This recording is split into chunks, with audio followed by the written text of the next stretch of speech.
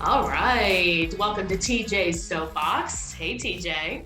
Hey Jen, how are you? Good. I see you got a haircut for us. I did. I freshened up for you. I thought it was time. Nice. Looks good. Looks Thank good. you. So, we are going to give some tips on, right now, everybody in the market is asking us, like, how do we find listings? How do we find houses for our buyers? What are you doing to get listings? Yeah, the biggest objection that we're facing is like we'd sell, but we have nowhere to go. Right. And I know we're all seeing that I we're say on. get a camper and travel around, you know? That'd be a simpler solution. That's for sure. We're seeing a lot of agents using like their resources on Facebook with buyers' needs and Hmm. just trying to like match. I do think we can be a little bit more deliberate though. I think Okay. that for what we're doing right now is a three-prong approach essentially. Once we let's say that we've got a buyer that wants a $300,000 ranch in Westchester, just pulling something Okay. out. So what we're doing is finding neighborhoods that have those homes, obviously, Right. and then we are calling, knocking, and mailing letters. Okay. So it's And kind what of are a you saying? Just like, hey, I have a buyer. Have you thought about selling? yeah, we try to make it a little bit more attractive than that. So what we're saying is, hey, we've got qualified buyers. Um, we try to use names to make it real. Like Hmm. we don't want to say we have a buyer if we don't. That is, I hate that. You should never lie. If you Yeah, are a person that's listening and you are lying, fucking stop it. yeah, it's bad. It makes us all look bad, and like Yeah. it's just it's not good. We don't do business that way. And that letter though, it talks about like how does this benefit you, right? Because like Yeah. it's gotta be there's gotta be a benefit to doing it this way than going on market. Okay. Um, so we really focus on ease of process. You're not Hmm. going to have a bunch of people tramping through your home, which a lot of people Hmm. don't want, especially with Right. COVID. Hmm. Um, and then also, anything commission wise where this could benefit them, which in some cases it can. It just depends on how we structure the deal.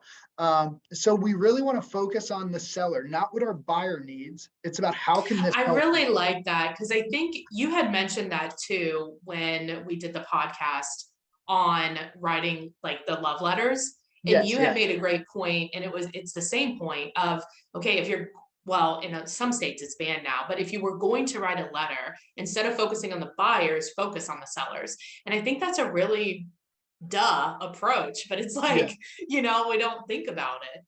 Yeah, and it makes sense like why we don't, because we're focused on our clients, which is our Right. job. Right. Um, but the psychology behind that is like everybody cares about themselves, and that's not a bad thing. It's a human Right. thing. Right. And the sellers need to feel like this can benefit them. And I Right. think flexibility and occupancy is a great thing to sell on Yeah. because they've got to go somewhere, right? And if we say, hey, Right. look, if you need 3 months to find your next home, we can It's accommodate you. right. And how does this help the agent?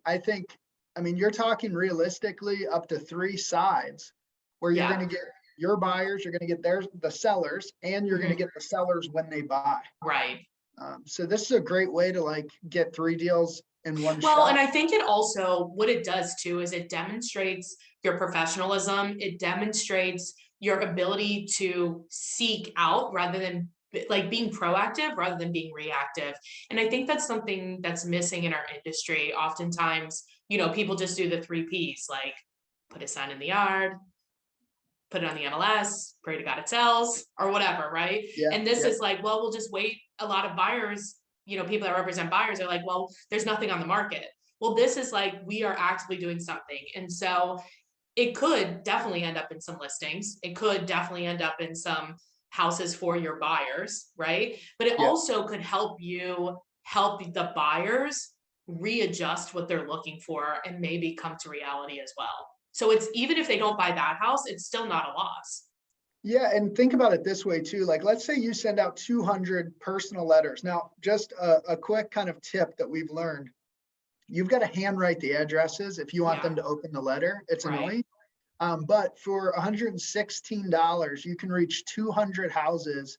Um, and that's so much better than the advertising that most agents are doing. Like, Mhm. think about what that shows them. Number one, it shows them that you're an agent with buyers. Right. Number two, it shows them that you're willing to spend money. Right. Number three, it shows them that you're willing to work. Hmm. And that's the big one. Like, That's the big one. Yeah. if I use TJ, he's actually going to actively try to find me a home instead of just waiting till the right thing Right. pops up, which I frankly, think too, like if you definitely handwriting the address, but also don't putting the stamp perfect. If you don't put the stamp perfect, they're more likely to open it. I didn't know that. That's a good one. I do that by accident, but that that's good. Now Yeah, we you can don't do it on use a machine. purpose. Yeah, we actually put the stamp on there so it looks real. Sometimes people run them through a machine. I think that makes it look like, Spam. yeah. It just the whole goal is for them to like see your name. If it sparks something, and it might be in 3 months, it might be in 6 months, and I guarantee you, in 6 months, I'll have another buyer looking for a $300,000. Right. Exactly. So you send the letter. I'm Yeah, assuming then after that, like what is the order of like calling, then door knocking, then like how yeah. does it work? And we've tried this a few different ways. So the first thing we do is send the letter. Okay. Um, and then we knock on the door and we say, hey, last week, I don't know if you got it. We sent you a letter. Just want to make sure you received it.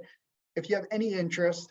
And then we call to try to catch the people we didn't Right. knock. Yeah. Usually we leave something on the knock just Mhm. so we're not wasting, a visit. And then the call is, hey, we You sent a can letter. even leave the same letter. Absolutely. Yeah. And door hangers are really cheap too. Yeah. If you want to go that route, I think letters, again, it's a little less commercial. Yeah. Like if you just fold that up and put it in there. And I think like too, some door knocking tips, like put it, use black and white letters, but put it on colored paper. It's That's cheaper a to good do one. it that way. And then also make sure you bring rubber bands because not every door can you like put it in because and I only know this because I got in trouble. You're not allowed to like put it in the mailbox. We had the Right. postmaster call us one time. He was like, I'm seeing all these letters in mailboxes and you're not allowed to do it. I was like, I'm sorry. Yeah. So They're big on that. They're, yeah, yeah, they don't they like don't. it. And I like the colored paper. That's something that we're not doing that I think we'll start. And then the cool thing with the call is, hey, you've probably seen It's warm. it's Yeah. so warm. It's so much warmer, guys. And guess what? Usually they're polite and they say, oh yeah, we got it. We're not interested in selling, but thank you. Yeah. I'll tell you, like, compare that to a true cold call. The odds of me getting hung up on or people being negative towards me is probably 80% higher on a cold call. And again, it's not a big deal, but if you're somebody that like is a little bit tentative, a little bit Yeah. nervous, this is a very soft way. It's a little bit more legwork, but the return is actually really, really strong. It's good. Yeah. We did last year on letters alone, I think we did about three plus million. It's a lot That's of money. great. Yeah, that Yeah, especially in Cincinnati. I mean, yeah, what's our average sales price? Like $1.50? No, I'm just yeah. kidding. Two Yeah. 75 on a good day. Right, You're exactly. talking, over 10 deals in theory. I don't think it was that many because you can choose where you send them to. Right. Don't So send them you to, do want to look at neighborhoods too that have a lot of attrition yes. and things like that so that you're not like wasting your time, right? Yeah. So like we usually look at we look at attrition rates and then we also look at when the homes were built. So like maybe a neighborhood doesn't have a high attrition rate, but they were built in 2005. Yeah, I know like there's probably somebody in there that's close. it's right. Yeah, Yeah, and I'm not going to send them to a neighborhood that was built 2 years ago. That's a waste of right, money and time. right.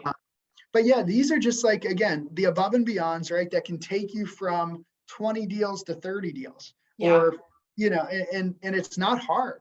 It's really No, not. This is it's easy. not. It's This, easy. And I think yeah, 200 is the right number. It's a very doable, like door knocking. It's very doable to call. It's very doable to write the letters and handwrite everything. yeah, So that's a good number.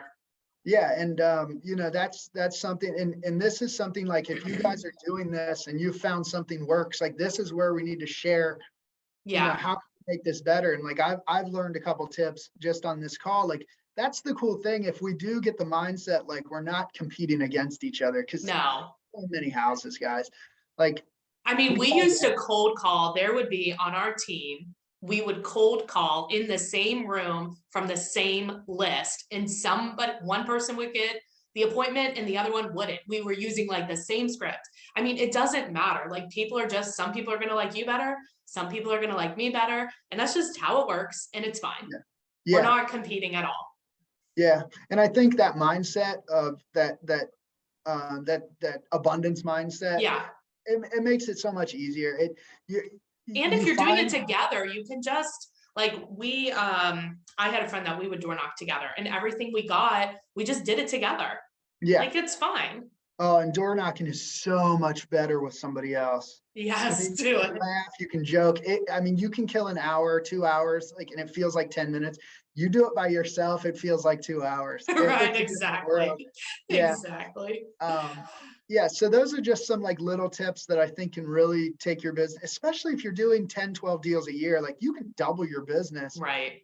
You're Just this talking alone. a few hours a week. I mean, No, you're not I love talking it. hours. So No, it's great. Well, if people have questions about this, or they have questions about possibly joining your team, possibly joining EXP, what is the best way to get a hold of you? yeah, just shoot me a call or a text. It's 513-379-2000. Oh yeah, that's a good Oh, yeah. number. All right, thanks, CJ. Thanks, Jen. See ya.